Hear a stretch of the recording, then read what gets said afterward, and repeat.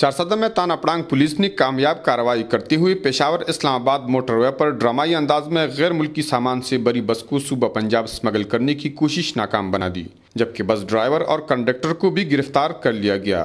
بس کے اندر اور خفیہ خانوں میں 1 کروڑ روپے سے زائد مالیت کا غیر ملکی کپڑا، کاسمیٹک اور الیکٹرانک کا سامان موجود تھا، جس کو تانا پڑانگ پولیس نے اپنے قبضے میں لے لیا۔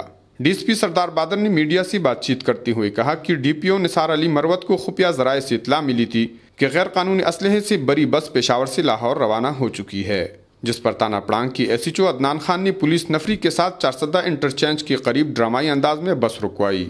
S H O Adnan Khan کے مطابق تلاشی لینے پر اسلحے کی بجائے اسمگلنگ کا غیر ملکی سامان برآمد ہوا۔ بعد ازاں چارسدہ پولیس نے کسٹم حکام کو بلا کر ملزمان سمیت بس اور غیر ملکی سامان ان کے حوالہ کر دیا۔